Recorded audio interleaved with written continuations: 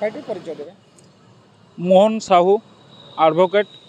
केन्द्रापड़ा। आज्ञा आम गोटे खबर पाइलु गोटे चिठी गवर्नमेंट रू फल केन्द्रापड़ा जनसाधारण मैंने बहुत असुविधार सम्मुखीन हे पुणी कटक जावाक पड़ो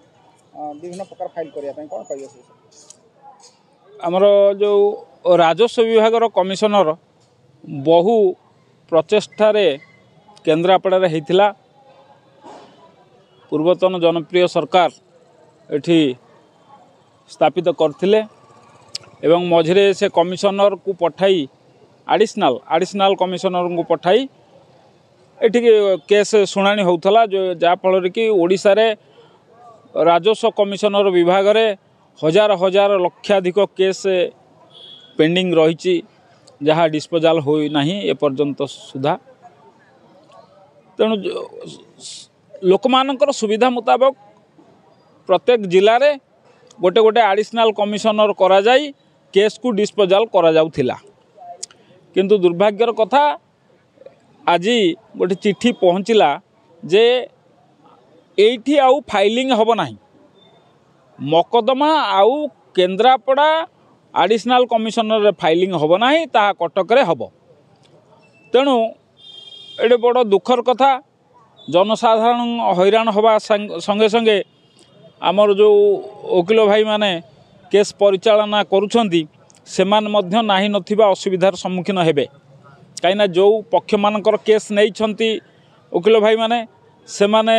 दाखल करिवा पई पुनर्बार कटक जिवे कटक रे दाखल हब कटक रे नंबर हब कटक रे सर्टिफाइड कॉपी मिलिबो कटक रु केबे आसीबो तार ठिकाना भी नाही जाफल कि या बहु असुविधार सम्मुखीन हब जनसाधारण एवं वकिल भाई माने कहीं कटक को स्थानांतरण करागला पछरपटर कारण कौन पछरपटर कारण किछि तो आमको जना नाही किंतु जहाँ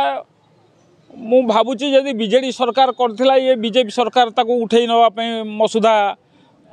करि थाई पारे आमे एटा जहाँ चिंता था आगामी दिन कार्यपंथा साधारण लोक माने हाईकोर्ट द्वारस्थ हेबे मान्यवर उच्च न्यायालय को जनइबे ए बाबद रे उच्च न्यायालय निर्देश मुताबक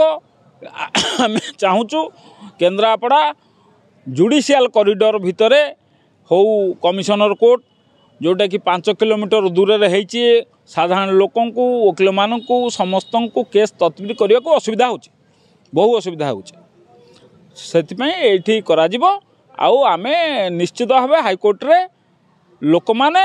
वकिल बंधु माने समस्ते दाखल करेंगे।